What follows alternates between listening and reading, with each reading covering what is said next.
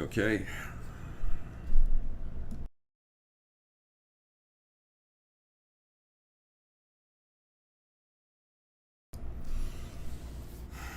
Hello, everyone. Welcome to another episode.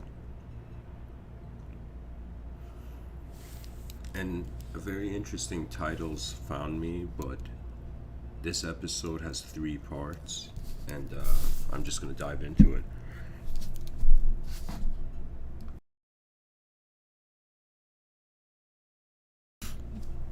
So I've pretty much made an observation, which I find is very important to talk about, or at least zoom in. I have this view that we may think that knowledge is found in books, but in some sense, all that we read in books eventually is left with the imagery of our mind, right? Because we're experiential creatures. Like true knowledge is like a direct experience. That's something important to keep in mind. But anyways, because we can speak and we've evolved to speak, I'm going to continue. So there's an observation I've made. I had what in my own language I would say an inner realm experience, which is the subtitle. And I've made a list of notes here to bring up. So I'll start here that honestly, it's just that there's an inspiration to this moment, and the inspiration for it is for the inner experience, which how would I say it?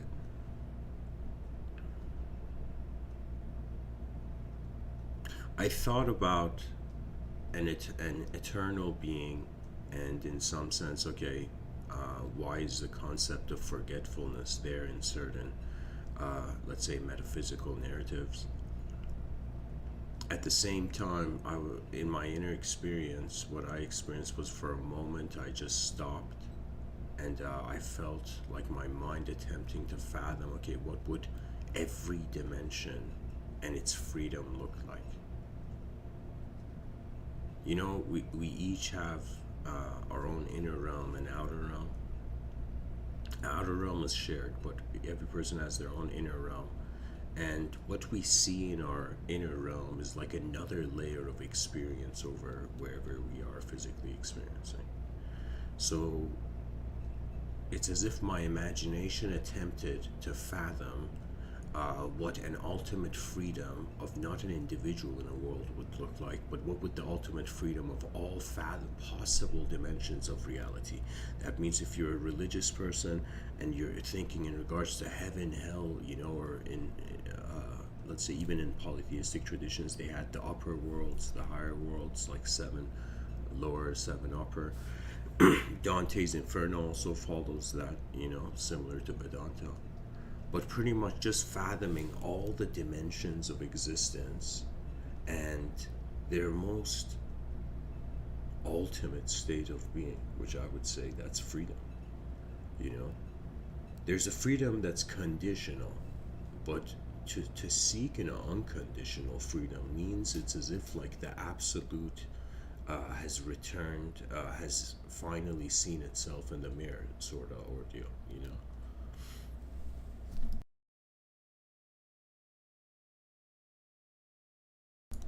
So I'll get into the observation, and then I'll go to the inner experience. That will be part two, and then the notes are like a bunch of notes I've made on, you know, on the remnant of trees. But anyways, so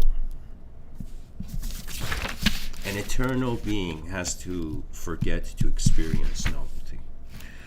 The starting point, if we just jump into the consideration of an eternal being, it's like a level of abstraction. We'll find it, and then the content would not be grounded. But if we start from reality, and our reality is actually the opposite. We're not like in regards to our physical reality. I'm saying, right? Our bodies are temporary, and every person here who's like, it doesn't matter, like, in life they say be confident, right? But I'll tell you, it's like when every human being is walking towards an unknown moment.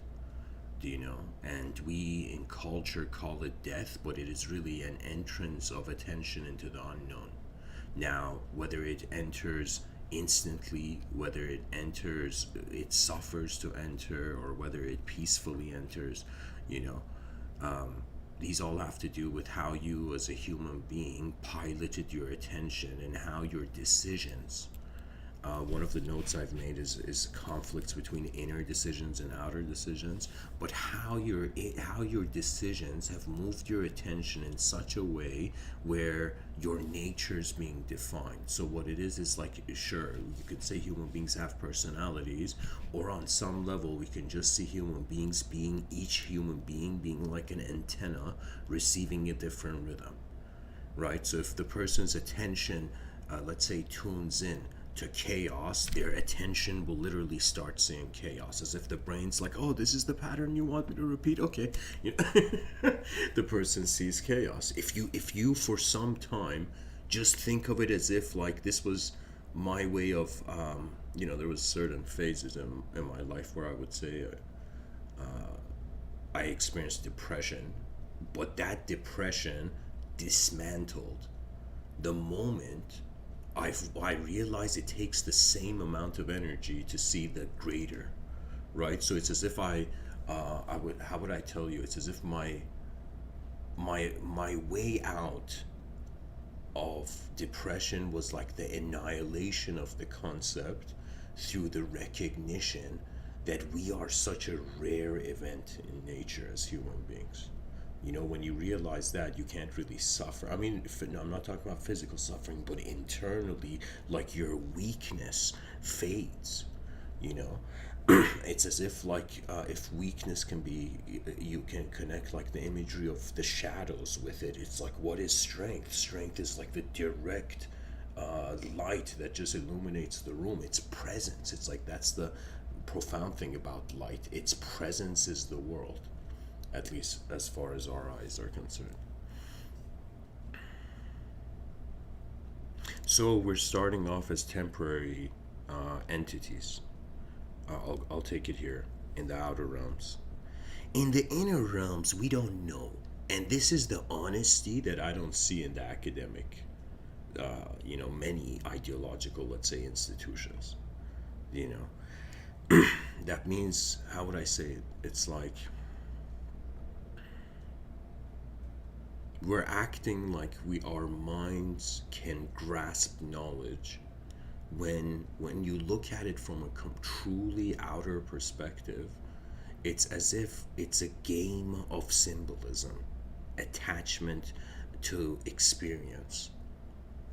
That is really what knowledge is. It's like a relay, right? So it's as if teachers are like like, let's say I play a song on YouTube, and it's just like, I can hear the sound from my speakers. So teachers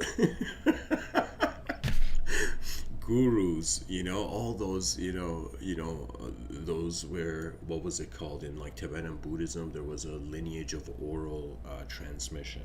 So what that means is that they were vocally passing on the secret of like their highly attained states of consciousness.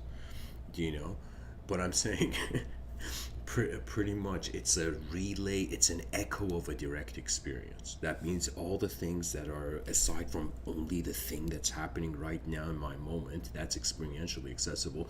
Everything else I talk about is in a subjective domain. And it should be treated like that, because that the nature of language is that it's not like, I'm not a machine. I don't have 100% all the time the perfect word for the perfect inner vision I have. It's as if, like, imagine there's a film behind my eyes happening, and this film, I don't always have the perfect word for it, but for me it's like the challenge is to try to get the concept, the outline of it, at least vocalized. But anyways,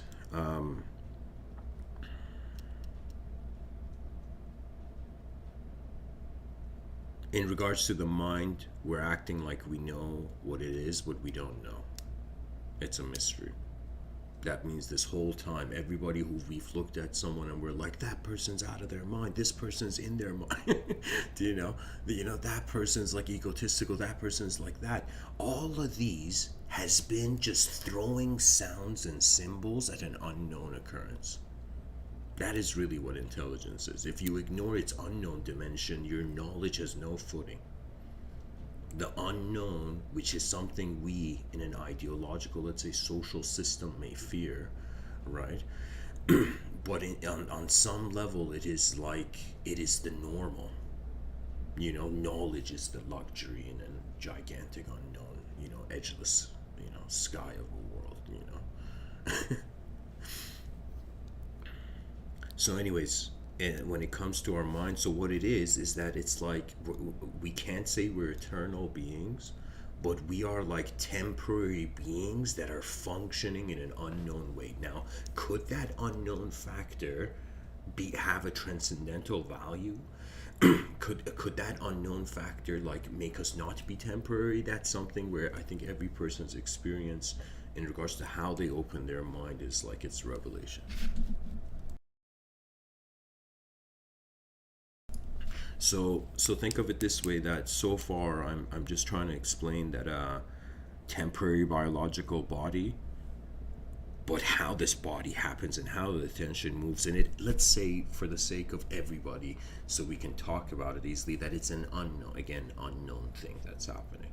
It's like right now I'm talking like, instead of me being my words or like my actual name or the online alias Mr.Within, it's as if it's I think a wise person hearing my talk would be like, okay, it's an unknown attention animating based on how it has experienced the world so far, right?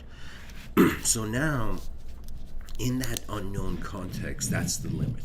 So as long as I'm speaking and I'm inside the linguistic simulation communicating, the mind is unknown. I have incredible amount of like theoretical visions on what it is, and like I've had so many different sub narratives to psychology. It's as if like when you realize the reality is a fractal, what that means is as if like on some level, right now I'm looking at this microphone, but at the same time you can experience this microphone as just like, you can look at it, the whole thing being like a bunch of particles only. Do you know? So that means there's many levels to reality, to the same moment, to the same thing, right? So now our approach as temporary beings with an unknown attention to try to fathom, okay, how would an eternal being forget? If we attempt to like reach that far, it would be the reverse for us, So what I mean by that is that to me it occurred, pretty much this is like the essence of the title, that an eternal being would be a being that has no beginning or ending. And all of our psychological analysis of reality is through beginning and endings, in regards to cause and effect. It's not like just the milk in your fridge is going to expire, like the universe, the Milky Way galaxy has an expiration date, evidently. So, so what I'm saying is that it's as if like change is being understood by the, let's say, cultural human entity, as like the temporary, or like it's like, things. It's like once you're born, you it's like the moment you're born, that's the moment you also technically are destined to die, right? Because it's kind of like we're designed to be passengers in this realm, or travelers, better yet, and in this reality. And then at some point, the consciousness, it's like it either switches out, or it just completely reverts to its previous certainty as just, let's say, intelligence. So if an eternal being has no beginning or ending, then the only thing that means it can do, like how would I say it, like just imagine your sight. Just, okay, this might be something impossible to imagine, but attempt it, guys. Okay, so imagine as if like Meister Eckhart has this quote where he says, "The same eyes I see God are the same eyes God sees me." So just for a moment, consider that just like how like you look at let's say something in front of you, like right now I'm looking at my laptop. Now imagine instead of you looking at just one object, you are just sight in space. All of space and all universes, all realities are being viewed at once, like in one view. All dimensions of, let's say, cosmic existence, or just existence is just accessible in one view. Now, that technically means if you're seeing everything, it's kind of like instantly you also know everything. you know I shouldn't say know everything. I'm talking about, and it okay, this is the context you should be hearing. Oh man, here, I'll say it like this. It's an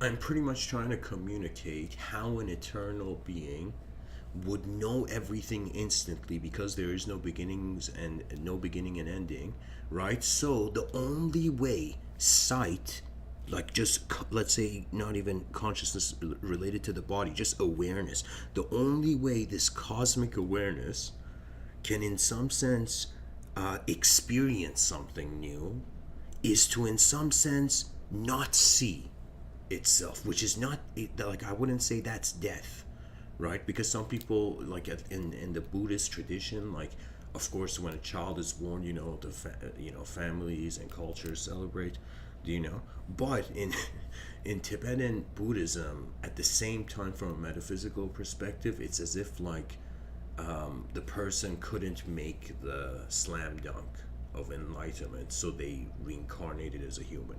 you know Again, it's as if like they were something, some desirable quality denied the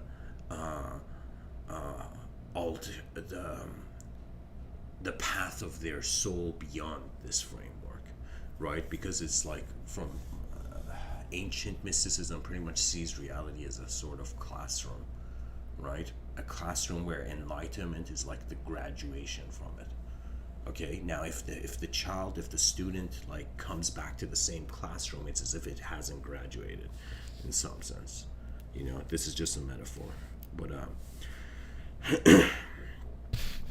pretty much I'm saying it's like an evolution of soul. There we go.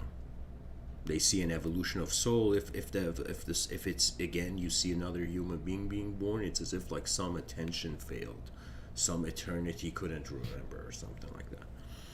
But anyways, so back to this idea: an eternal being has to forget. Now, conceptually, when I think about how, okay, an eternal being, which is the awareness to everything, forgetting, the only way is that it covers its own eyes. I'm not saying eternity has a face, but I'm saying that it's as if some sort of, as if like, imagine eternity is just like one direction of a force, and then this force suddenly decides to go the other direction. So in some sense, it's as if this may be such a strange statement I'm gonna say, but it's as if God is resisting its own contentment for everything. Okay, so it's as if eternity is bored and a new game requires to simulate, you know, or let's say the something like that. I mean, of course, this is language. What I'm saying, like it's we can't experientially know how vast that eternity is or what capacity it has, right? It's as if like.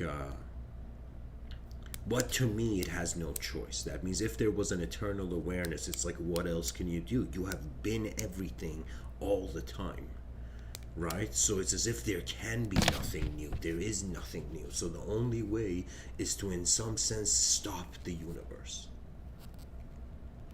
so a new one can emerge, right? So it's as if, this might sound incredibly... this talk's kind of going way beyond the language threshold. But it's like truth had to forget itself to see another angle. It had to enter the unknown So this might be strange, like it's as if, okay, let's say I'm making a theological observation to keep it respectful. Um,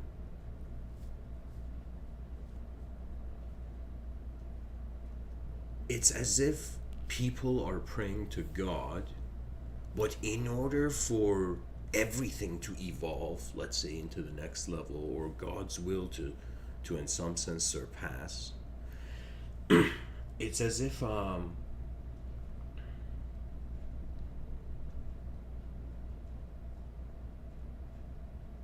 it's as if an eternal being uh, had become eternity. How would I say it?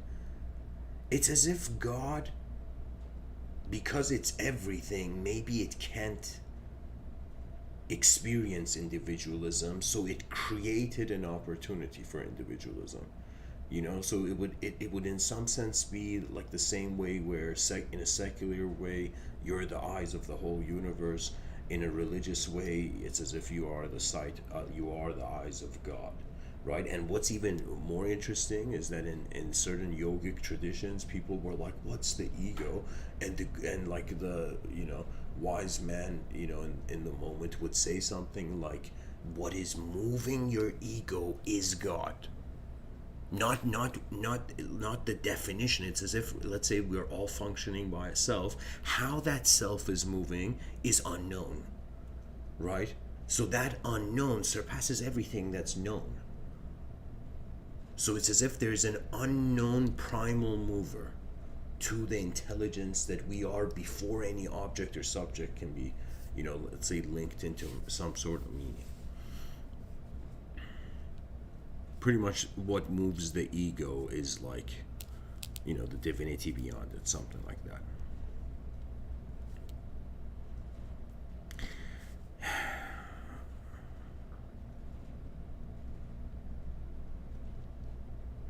And the concept of forgetfulness, I mean, it's such a profound theme and narrative, right? It's as if, like, when someone forgets, they have disconnected with certain realities, you know?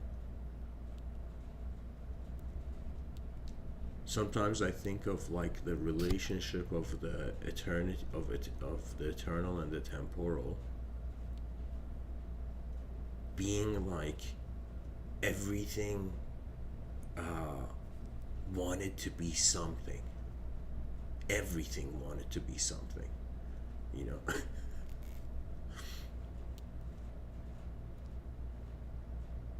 Because really, even if one entertains the notion of, let's say, an eternal spirit, right now, this all the eternal spirit has, it seems, it has come to earth for, is to access perception and then respond to it. Right? It's as if what the creator, from a theological perspective, created was a potential to notice the creator. It's as if, like, and another metaphor would be like, imagine an inventor builds this robot, and then the whole purpose, the whole program of the robot is try to understand who invented it, you know? Try to understand the inventor, right? And the robot will eventually reach a certain point where it's like, I am not that, do you know? Hence monotheism came into history, you know? But that robot, so imagine like in the future, this is, probably can turn into a good film. But in the future, imagine robots worshiping humans. Like all of us would instantly snap out of the religious mindset. Do you know? Because we would totally see like the fractal hidden meaning, right? It's as if attention has entered a space to exist as a relationship with what it experiences.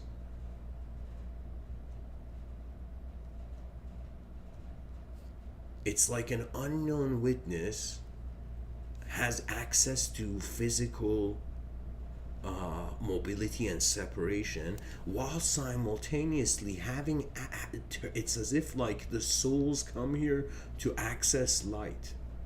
Do you know? Because sight is where all of it comes from. It's a landscape.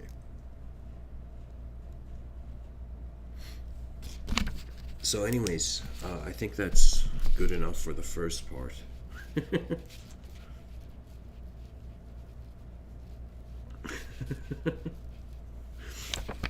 It's as if like all of that was the, you know, the first part. But anyways, let's go to the inner experience. The freedom of all dimensions. This part, I want to try to not just live stream my voice, but try to live stream or try to share with the audience how I experience my imagination, and at what point do I consider that what I am perceiving in my inner realms is divine.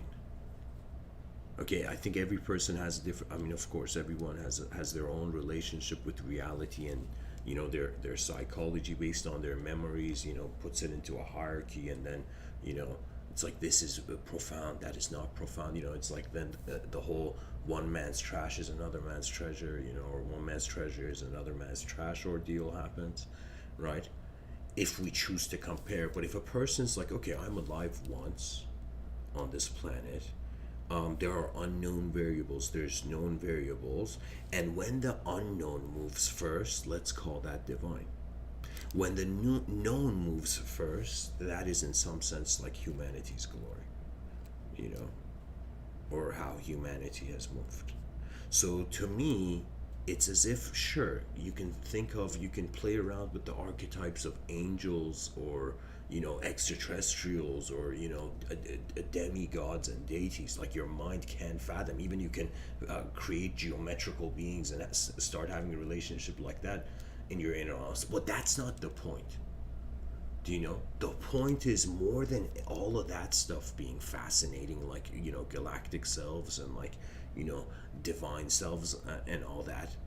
More than that being interesting, it's as if this is what I consider to be the advanced communicator. This is something where I think this is one of those. It's pretty much one of the most profound things I feel I'm sharing here. Okay, that the person, just for a second, like a video game, puts a pause on all the ideological association and just realizes that regardless of what their mind does, the moment is being the moment. That means human beings may try to you know, get to the here and now in quotations, but the here and now is here and now. You know, it's like it's already here, right? So it's as if like our existence is like a quality of space, you know.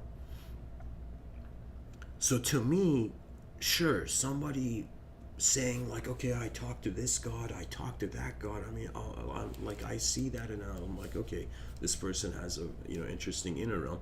But to me, just going into that unknown space and just watching how the intelligence moves. You know what level of simplicity and honesty that requires? It requires the same level of simplicity and honesty and decency of when you are walking in a museum and they say like, don't touch this stuff. Why? Because it could like fall down and break. So similarly, it's like being in a state of your mind where you are observing what's happening, but you're not touching it. You know, all those people who I would say have, let's say, spiritual associations in their inner realms, you're touching your mind. You're touching one moment of your mind and like extracting archetype from it. Do you know? To be truly an observer, it's as if it's like an unknown observer of an unknown occurrence. That's like the best definition of divinity I could give you. Do you know? Because to have it be known, it means it took shape. That means it's bound to change now.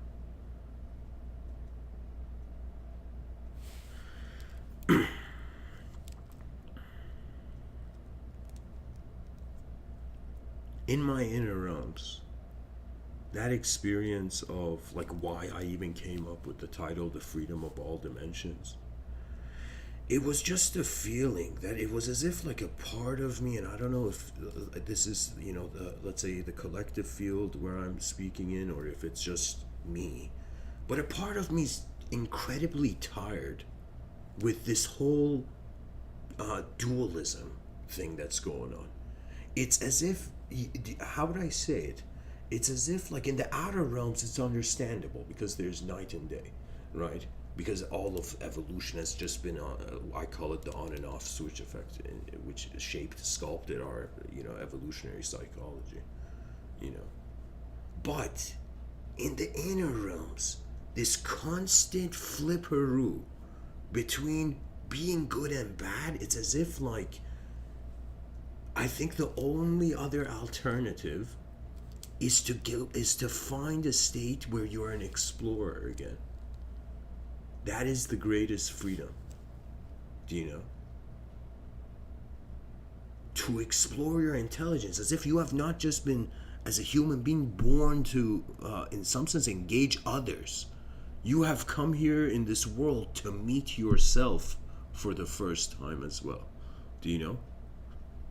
That is the attitude I've had, which in many moments in my life has given me strength. It's as if I've been in situations where it's as if there's the possibility of attempting something that it's as if, for how would I say it? It's as if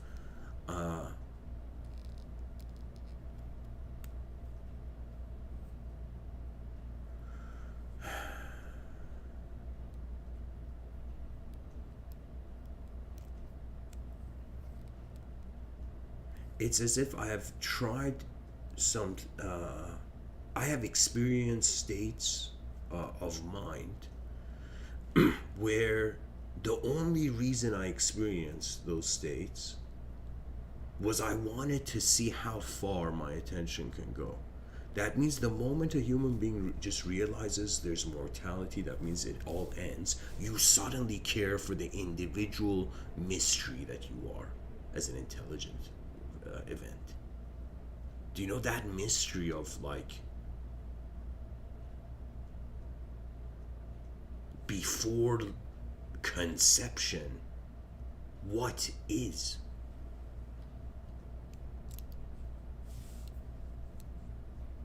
And why we, even as human beings, seek freedom? Because we're being tossed around in a cyclical dualism.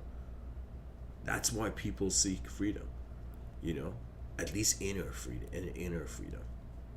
It's as if the mind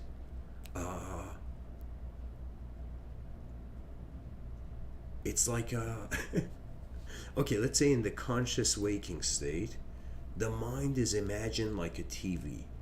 Okay, this might not be the most best example, but it's a workable example. Imagine your imagination is like television, and you change the channels with the remote. Okay, but the remote is your attention, and where your attention goes, suddenly existential reality is received. It's instantaneous. It's as if a person sees a painting of an apple and somebody says, "Hey, what are you looking at?" And the person's like, "Okay, I'm looking at a painting. I'm just looking at a picture of an apple." Do you see what I'm saying? It's like it's instant. The person knows, right? But when we as human beings are functioning with this mystery of our mind, it's as if we're not in a state of instantaneous knowing. That means eternity is, or let's say instantaneity is a quality of the eternal. Because everything else in time is bound to change.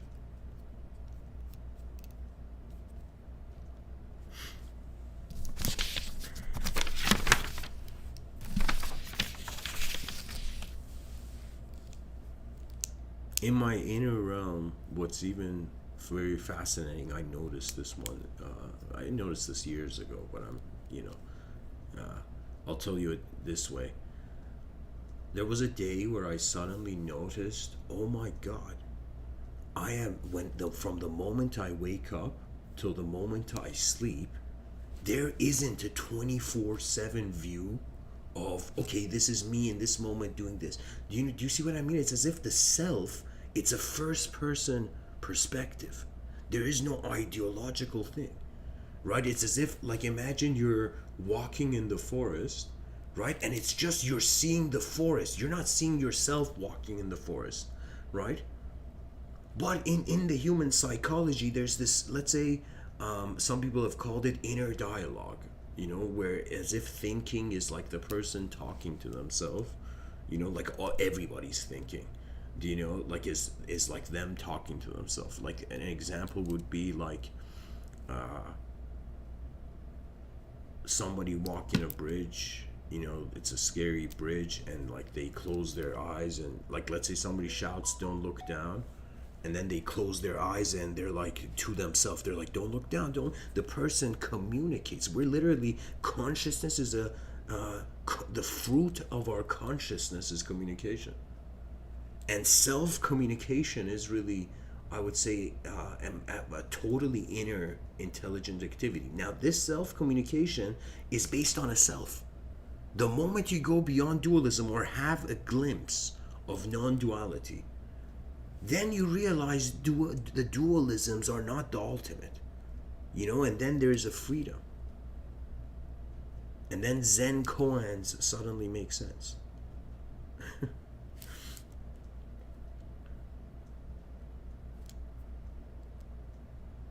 Imagine the freedom of all beings in existence.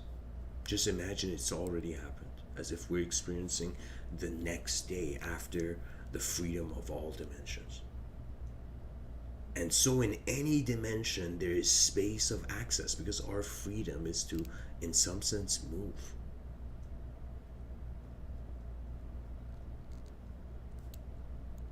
And when we truly value human intelligence, I'm telling you, something hasn't happened in the world yet, but I feel it will happen.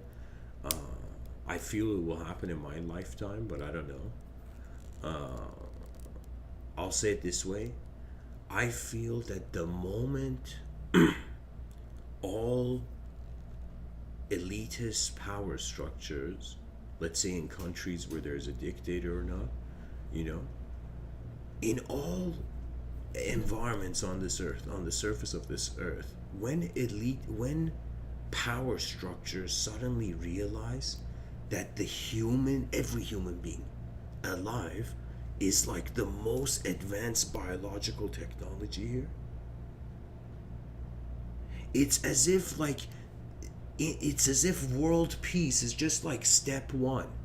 It's like step one, world peace. Step two, what can now happen with this advanced peace? It's as if like step one, world peace. Step two, build an advanced civilization. And now if we start building, if we go to step two, we will automatically, instantaneously feel as if step one's already there. But anyways, the focus is really on freedom being experiential access to the edges of the awareness in that moment, or any moment really, because it's all boundary based, right? That means imagine like there's okay, so imagine it wasn't just let's say a chimp that evolved, but it was in some sense, like let's say chimps evolved to I shouldn't say let's say, it's as if our evolution extends from chimps. Now imagine at the same time you were walking in the street and you saw a person who had the head of a lion. You saw a person who had the head of the eagle. It's as if other species also evolved as advanced as us. Do you know? It's as if then it wouldn't matter in what vessel the unknown attention is peering through, or through what stargate it receives light to, in some sense, animate with. It's as if light is the paint for mind to draw a world, for the mind to draw worlds,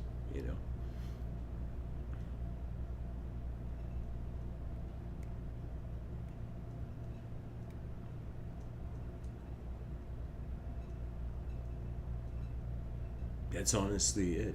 We're this biological intelligence that receives light and then lives an inner life And through the certainty and trust of its inner life, its outer expressions and manifest. That means if you don't trust who is looking, or I shouldn't say who is looking, if you don't trust how your attention is being the moment, you can't function through it. You can't function, you know? There has to be trust. And that trust, the best trust is instantaneous. That means it's as if, like, imagine it was a, let's say divine kind scenario, and then some person was like, yo, do you trust me? And the person's like, I have, even before you asked. That's how instant. Right? So now imagine you have that same trust, not with another person, but with yourself, your own intelligence, and you will be fascinated how many dormant skills you have.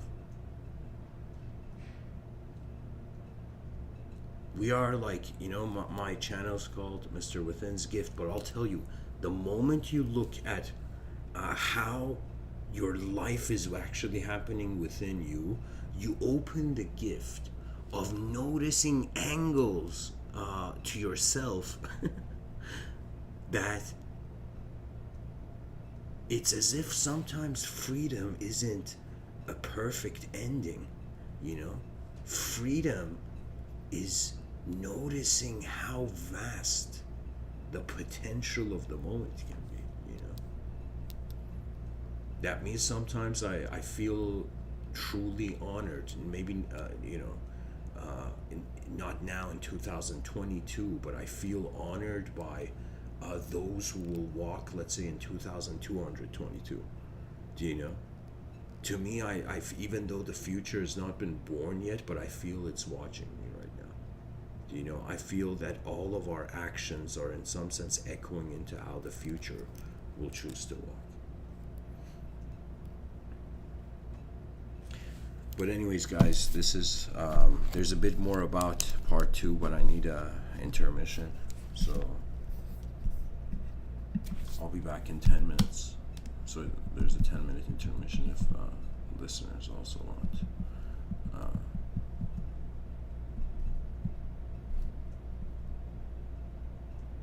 To take some time. Okay, so I'm just gonna write this in the chat section. And, yeah.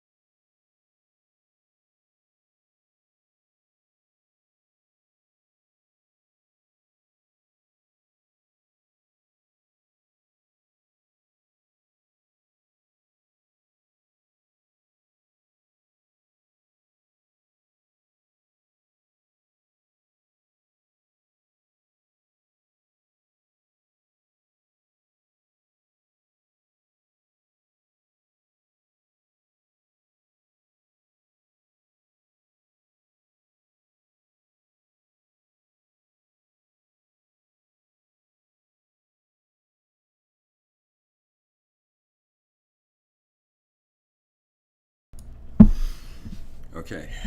I don't know if it's 10 minutes, but I'm back. You know, the eagle has landed on the branch. All right, to continue. I was, during the intermission, I was thinking about how else can I convey this inner vision I had of the freedom of all dimensions. And then I thought about how we as human beings fathom dimensions. It's as if it's like familiarized patterns to some degree.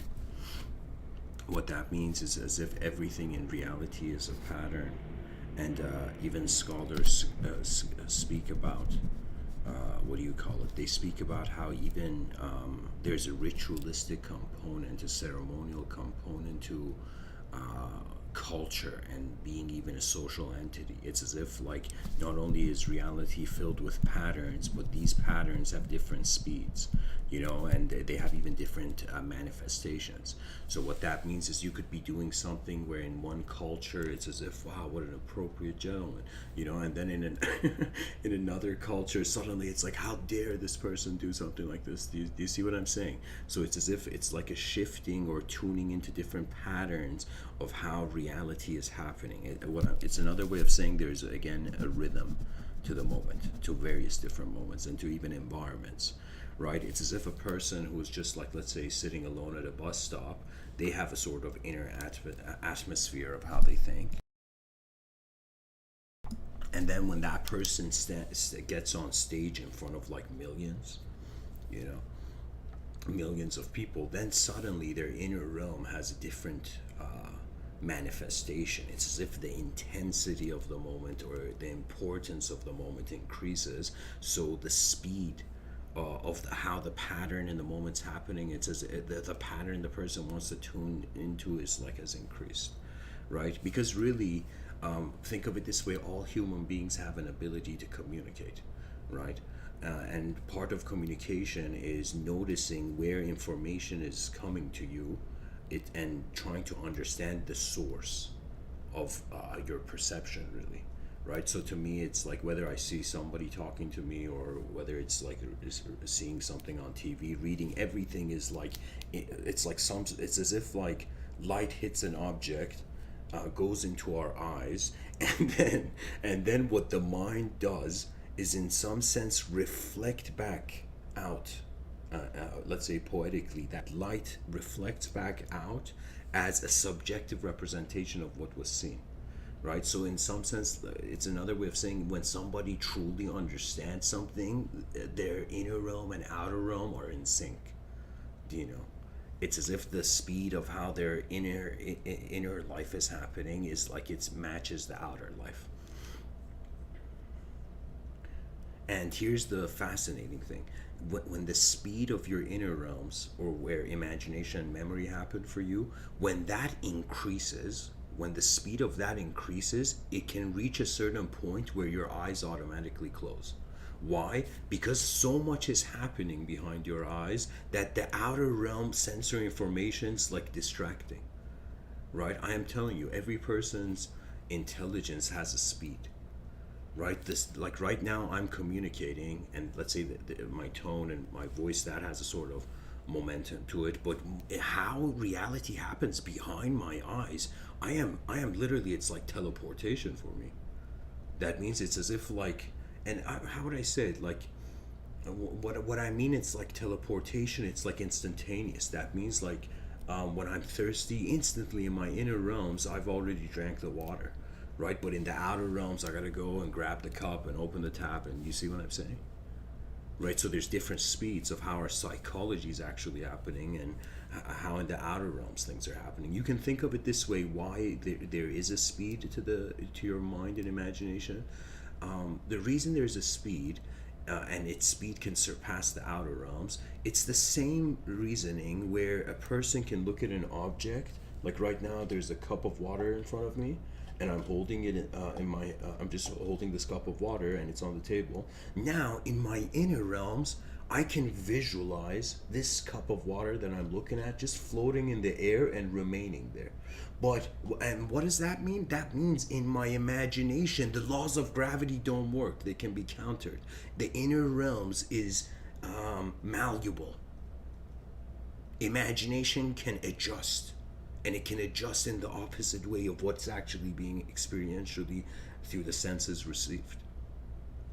So it's as if this cup, light hit it and entered my eyes. I saw the cup. Then in my inner realms, there came an image, the same copy paste image of the outer realms, but the cup was just floating in the air. Right? So if in the inner realms, the laws of gravity can be, in some sense, counteracted, in it's same thing with speed. In your inner realms, you can function, you can even pilot as a completely different entity. For me, something I did, which to me, I felt it was like a smart approach, but others may have a different opinion. To me, I noticed that emotions arise when there's an archetype of a person. When you are a human self, the emotions arise. But if you close your eyes and you, let's say, instead of thinking of yourself and seeing like the image of you in the mirror, even though your eyes are closed, you're like seeing yourself, your reflection. It's as if your eyes are, how would I say it?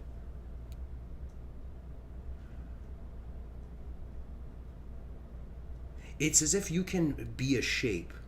You can just be geometry.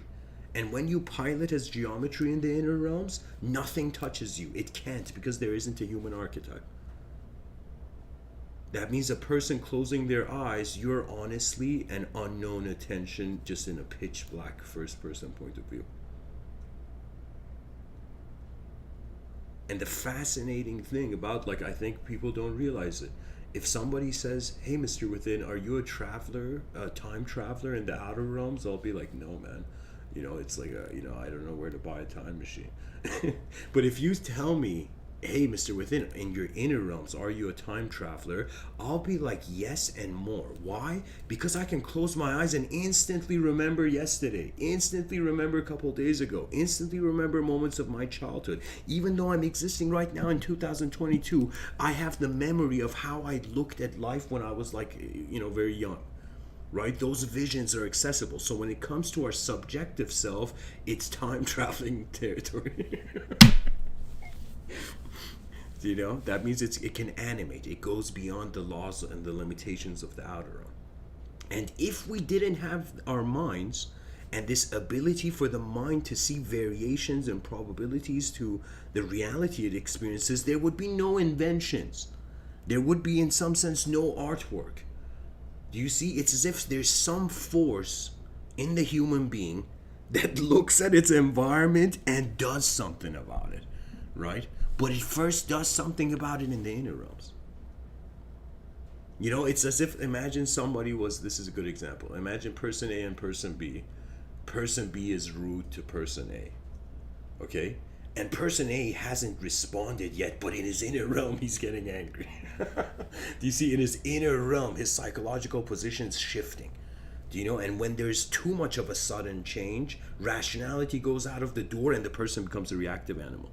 This is why in shock, like, people are not consciously functioning, right? It's the same thing they say, like the advice they give to anybody, to like lifeguards who want to save people who are drowning in swimming pools. Like, the person may go into such a hysteria where their behavior is no longer rational or considered of dimensions outside of their inner realm. So they're just freaking out and trying to grab onto anything.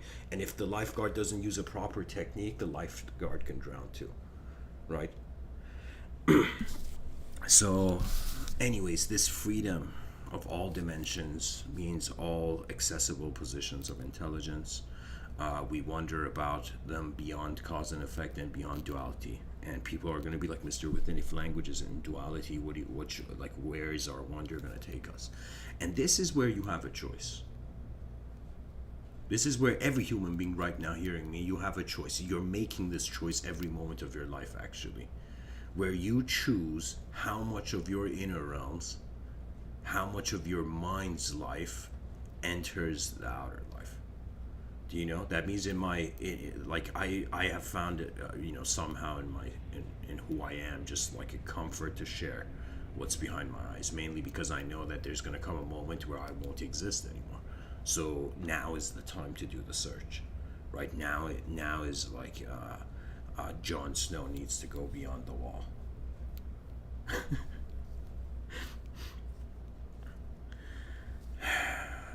It's just presence. It's an awareness where here I wrote the statement, and I haven't even gotten to part 3 yet, guys. Like, there's way more notes. Where did I write it?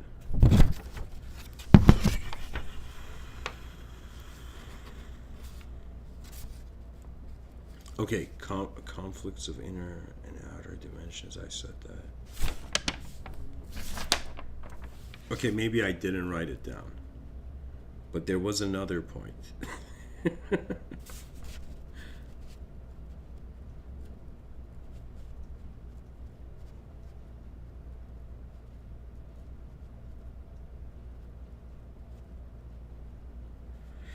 Yeah, there was one more thing. Anyways, it's lost in the abyss now. I'll say it this way. Freedom is instantaneous. If all dimensions were free, we can associate that to an eternal state, and an eternal state has dwelled in its own contentment forever, to the degree that that means it's like, to a mystic it's more plausible that the source of the world is actually eternal, and temporary is it's like the addition, right? So it's as if we are in God's mind, if you take a religious approach, in the same way that if we were to create a fictional character as a novelist, that character would be in our mind. So what that means is, it's as if a first-person viewer of all the inner realm content. Now we are the imagination of God. I remember even giving a talk about this, different talk. I think the talk was, I don't know which episode it is, but it was titled, "Are We the Imagination of God?" So it's as if the temporary is like the hallucination of the eternal. And that's kind of really what forgetfulness is, right? Because if you truly know, then something else is happening and you don't know. It's like, that's the simulation.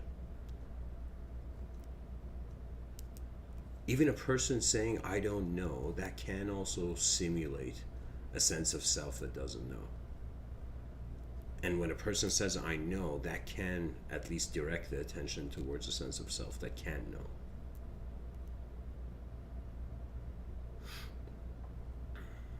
And perhaps freedom is instantaneous. It's just an instantaneous awareness. Or let me say it this way, it's awareness instantaneously knowing its awareness, so there's nothing else that can happen. It's just pure being. It's as if there was being before there was embodiment. And now I'll go into part 3, because that's one of the notes.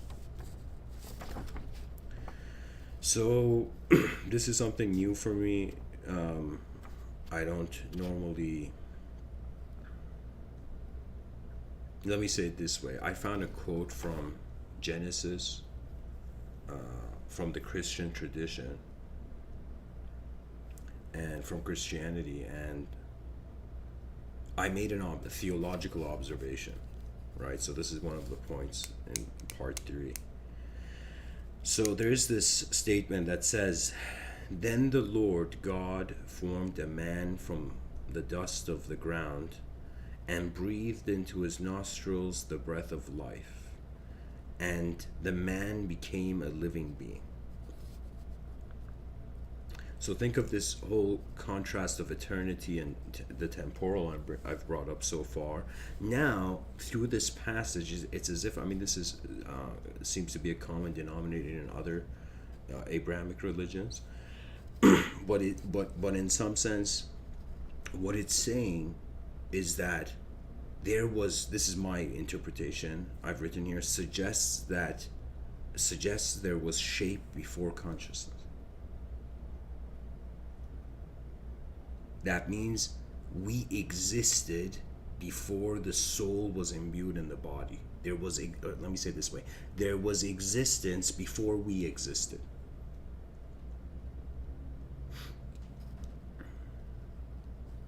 So it's another way of saying awareness, shape, is through the religious narrative more ancient than the awareness to shape. Anyways, that was one of the points. The next point I've written here, being is the container of action. And I find this, I can talk about this in this way, that it's the same thing as all sound and noise goes back into silence. So it's like all our actions are instantaneously being. You know, if you think about it existentially, there is no right and wrong, we're just existing. You know, but when you think about it experientially, it's like right, wrong, you know, this is unacceptable, acceptable, I like this, I don't like this, you know? This is all like,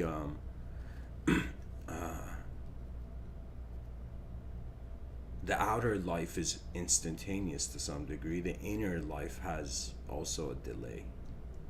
So you need the stimulus, then the response. Then I've written here onto the next point. What if the pattern of meaning is spherical? Okay, let me see what I meant when I wrote this.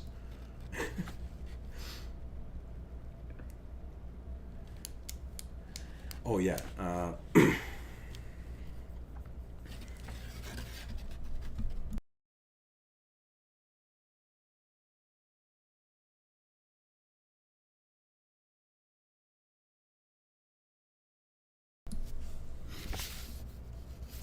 it's pretty much nature is cyclical.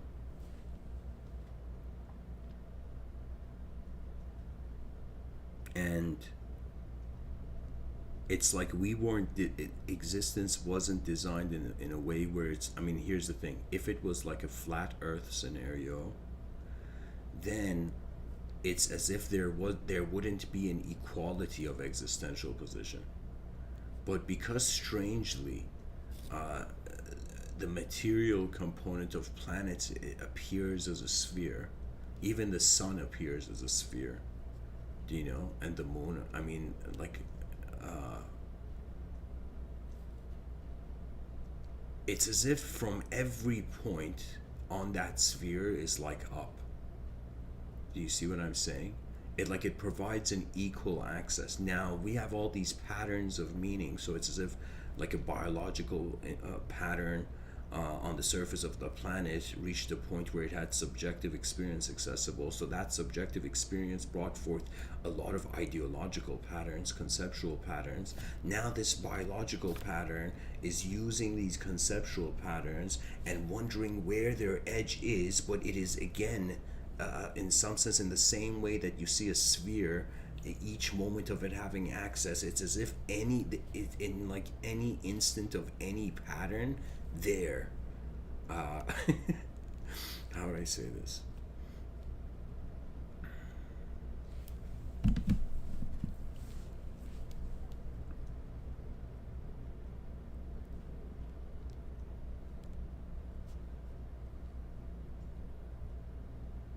Duality is a wheel.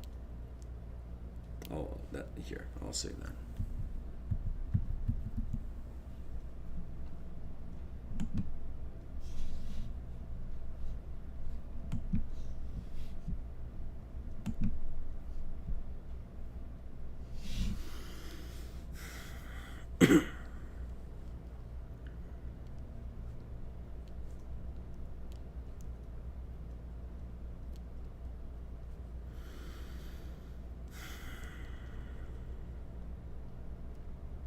Maybe another way the sentence can be perceived is that what meaning is like a spherical pattern, a circular pattern. So there is never like a finalized meaning in a changing world. It's as if like, what does this mean? It's as if it's like everything's gonna go on to change. That means here's the hilarious thing. Like right now in 2022, I at least to myself consider what I'm doing here with this project is that in some sense being one of the pioneer maybe speakers of you know a first ever let's say coming soon attempt at what the most advanced civilization would look like from where we are now. So what I'm so what I'm trying to say is that I see myself as in the pioneering phase of I feel like I'm planting seeds that hopefully one day will lead towards an advanced civilization.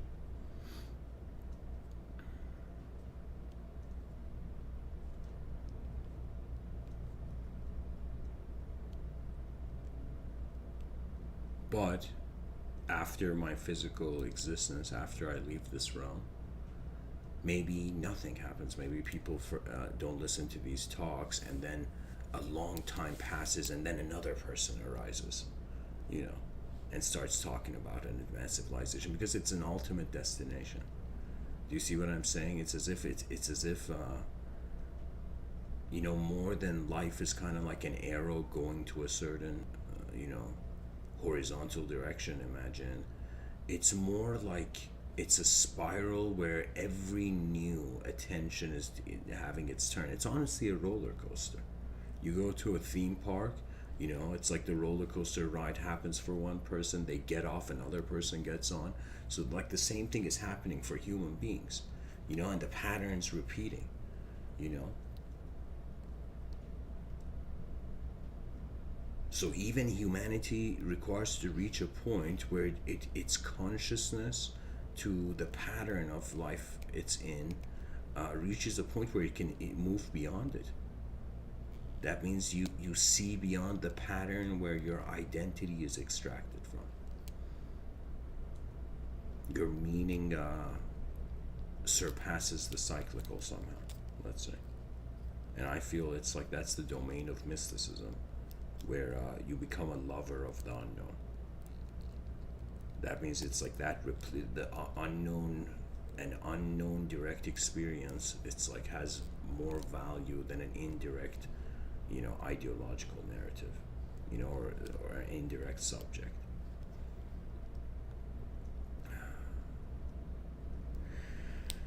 Another point I've written here, and I'm getting close to the end of this talk. I've written here from a non-linguistic experiential reality to a linguistic ideological reality.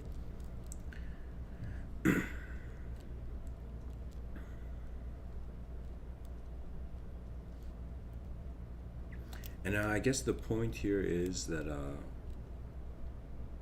the more we go back in time, even before language, it was just pure experience. There was there was human memory, and let's say that was the only kind of storing mechanism, or like the only storage device, of conscious experience.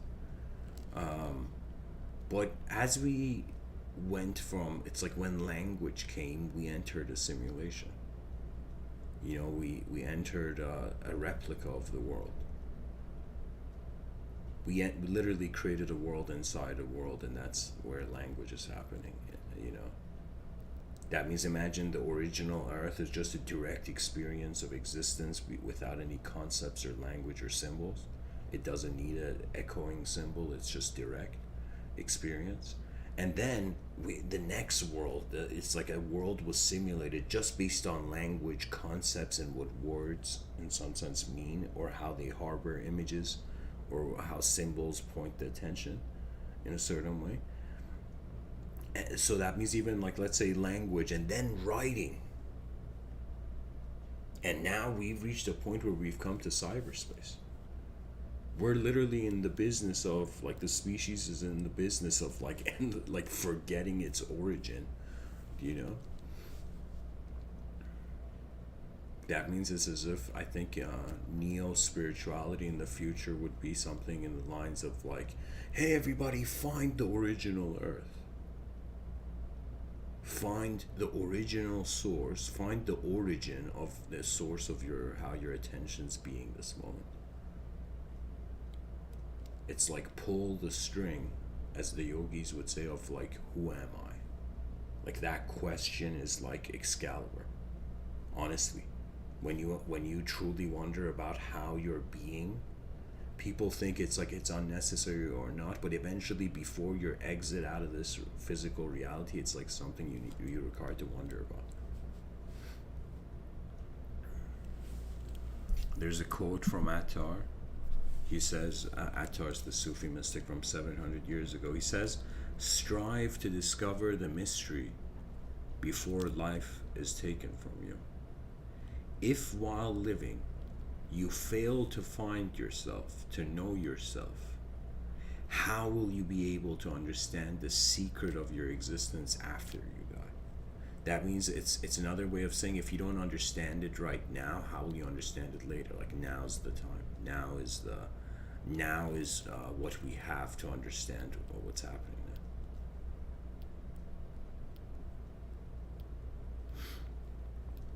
And to the final point, I've written here, consciousness has contained itself inside a story and conceptual domain to not confront the fear of the unknown experiential reality. This is one possibility that I've written here. Or it's a strategy for an eternal being to forget.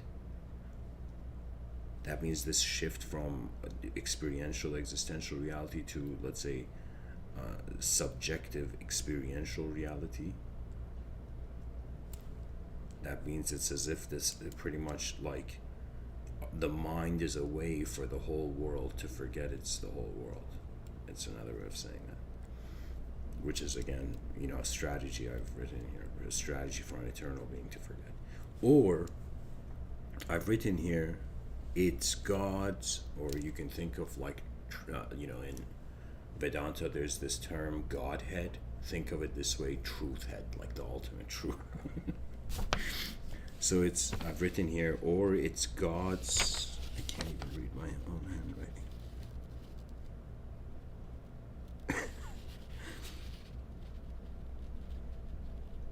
Oh yeah, or it's God's brush strokes as they lift up from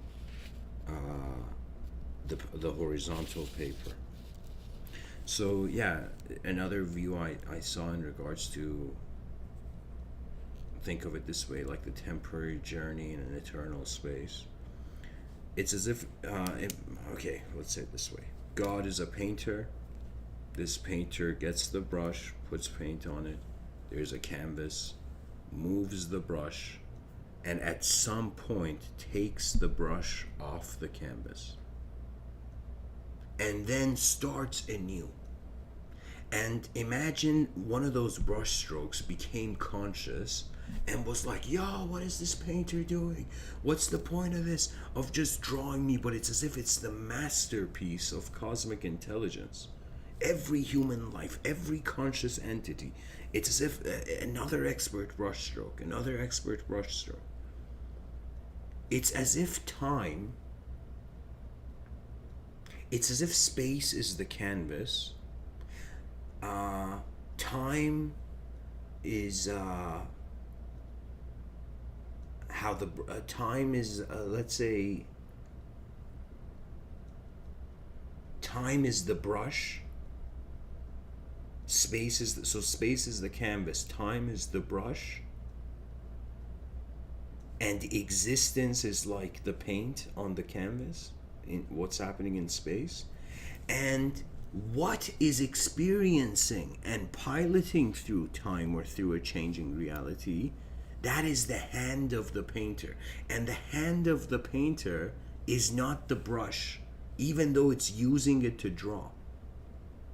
And you can say it's as if even you can see parallels to this, to the soul, to every spiritual person who's like, yo, I'm a spirit. It's like, what does that mean? That means it's another way of saying, like, awareness through consciousness, awareness through consciousness through a body is painting itself. It's as if our free will and how our bodies behave, that's like the painter's hand moving the brush, but our body's just the brush. And after the painting, the brush is like, you let go of the brush, right? In Vedanta, they had this concept of Mahasamadhi, which means consciously leaving your body before you die. And now I just see that, through this painting metaphor.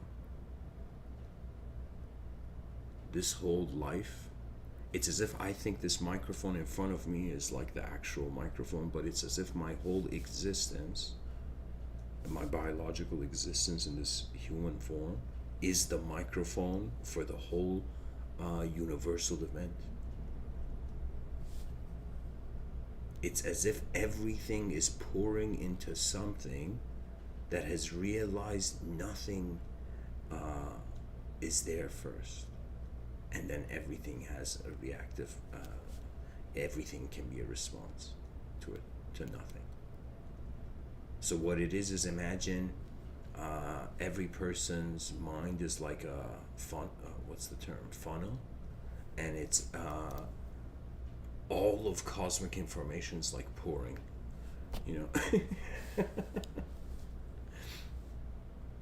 I don't know, another way of saying it, it's like we're ambassadors of the whole thing. We're ambassadors of the cosmos.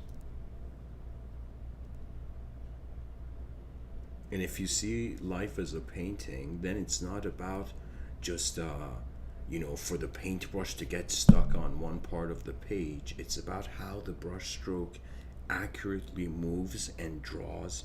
You draw what exactly is needed on the piece of paper. So it's another way of saying like a life well lived is a life where you are moving yourself, but with the recognition that the whole universe is moving before you are.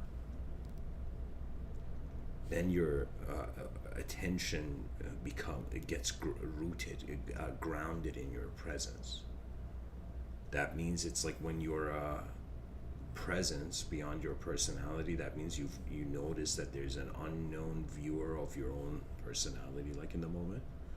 That unknown viewer is your presence, and the presence is the whole moment, right? So it's as if regardless of what I'm doing, what I'm saying, how I am being, it's like it's being the whole thing. It can't even have a right or wrong.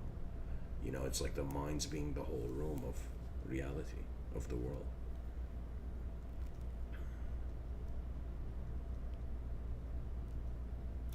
That point that earlier I couldn't find on the piece of paper, it was a phrase that I think I said it. Your eyes are the beginning of the beginning. I think that was it. Your eyes are the beginning of the beginning.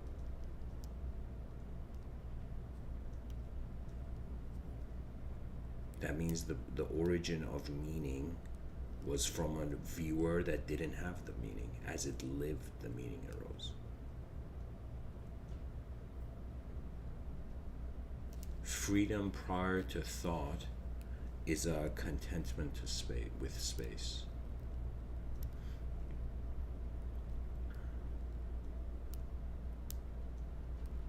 And to not be afraid of the unknown is I would say, to not be afraid of the unknown is the beginning of genius. That means genius is always the it's how we introduce the new to the past. Pretty much how the future enters the moment, and how it links realities that had no relationship before until the connection was made.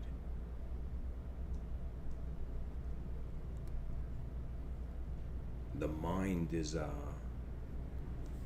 powerful instrument, and it has a choice. That means for the free will that's functioning through our intelligence, there's a choice there. Now, choices in your inner realms, they're they're not like the outer realms where the person like chooses to give a talk or not. In the inner realms, choices are what you're looking at, like how where the attention is, right? That means it's as if my attention is to my inner realms right now. But let's say suddenly the window was open and I was getting cold. It's as if all that content in the inner realm would still be there, but my attention would move to my body. And if it lingers there, if my attention goes too much on my body, I literally, it's like the antenna changes. How I'm receiving my inner realms to communicate it will change if my attention goes more to my body than how I'm being spaced before I move.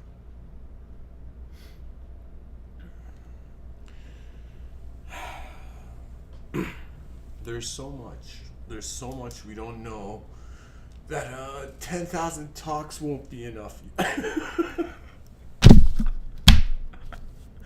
But there has to be somewhere we pilot our free wills to, in the outer realms.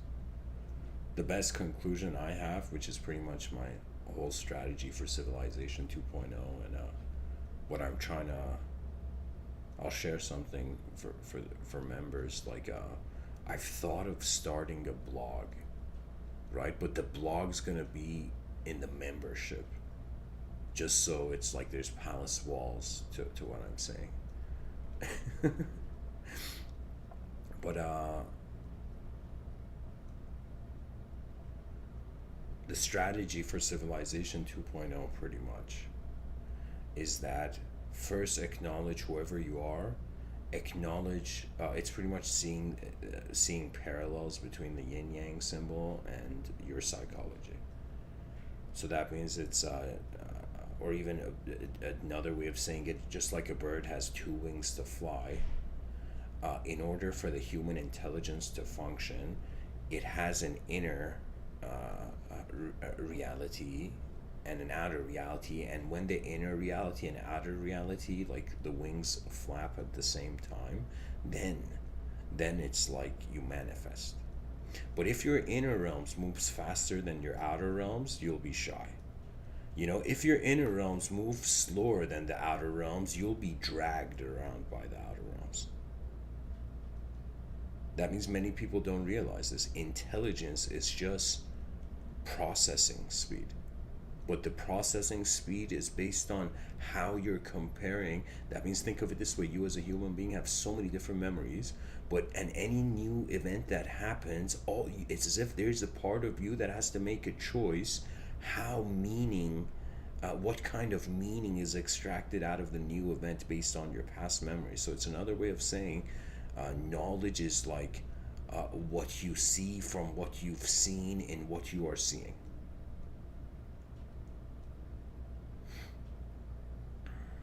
I feel that's an excellent statement. I think I could feel my future self high-fiving me right now.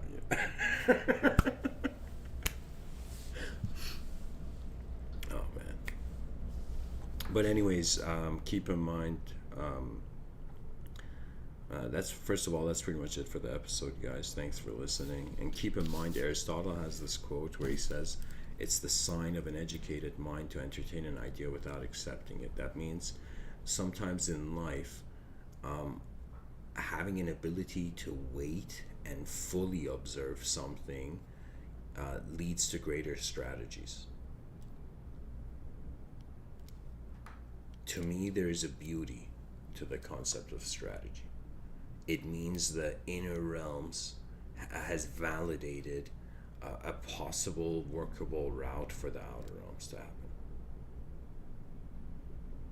It's as if your body is like, I use this metaphor, I've used it in other talks. Your body is like the soldiers in an army.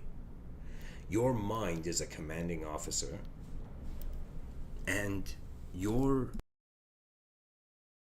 soul is like the general, and the concept of God, if you're religious, is the king of the kingdom.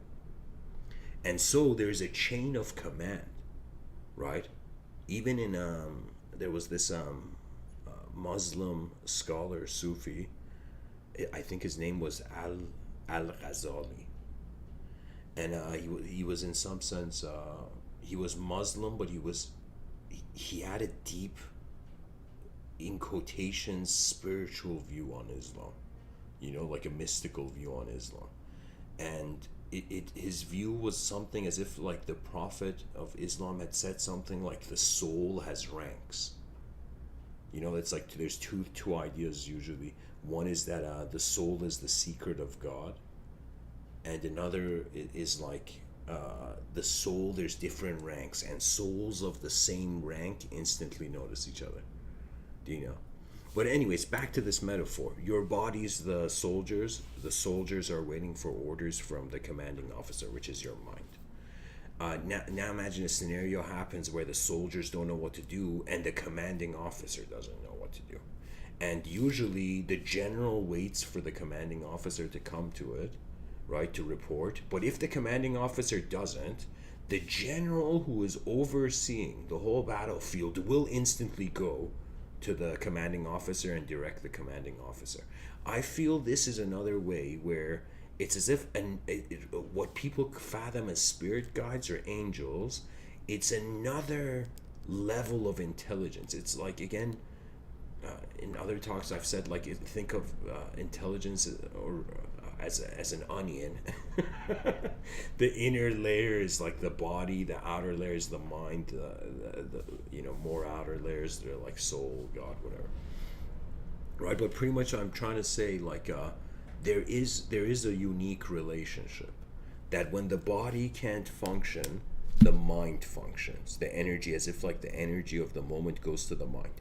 When the mind can't function, I'm not talking about being unconscious.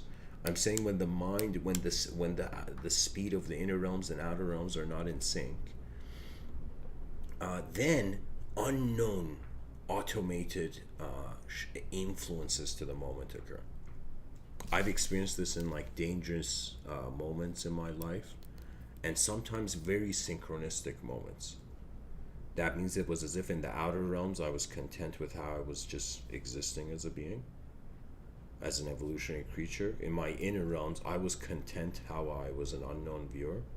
And in that moment, the unknown suddenly moved something in the outer realms for me. And when that happened, I was like, okay, there's something here.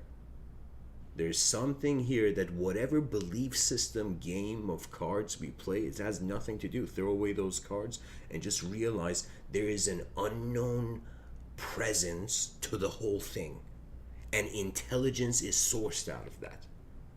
So it's another way of saying this whole time it's as if we get knowledge to understand why things are happening, but it's as if something unknown is happening for there to be knowledge to understand the unknown that's happening. Do you see?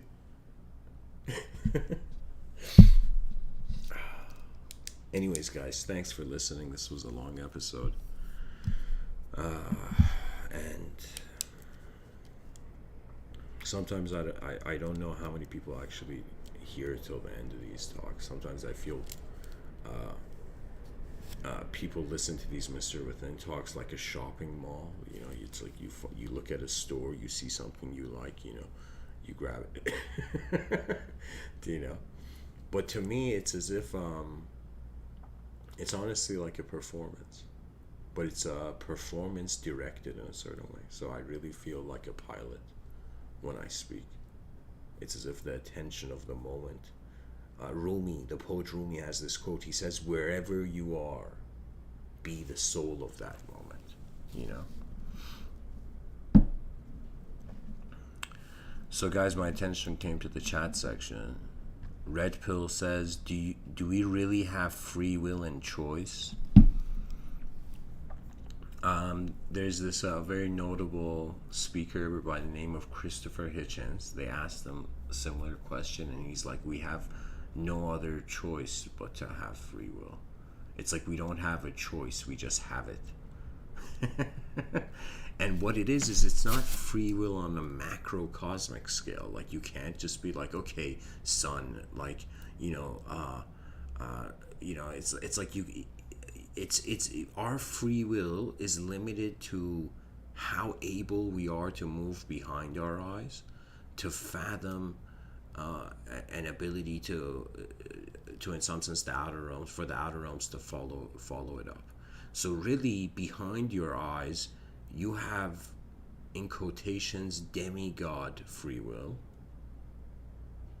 But in front of your eyes, you have a human free will that's just limited to the animalistic development.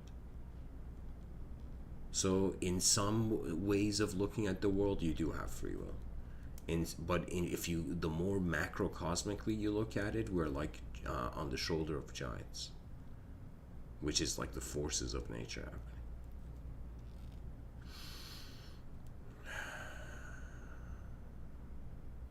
Anyways, guys, thanks for listening. I hope this episode was helpful, and just to make this a bit interactive, I'd be curious to know if anybody has an opinion on this, the title, an eternal being has to forget experience, has to forget to experience novelty. I'd be fascinated, because when I came up with that title, I had never fathomed that until that moment. So I'd be interested to see what others have to say. Anyways, thanks for listening, guys. Blessings.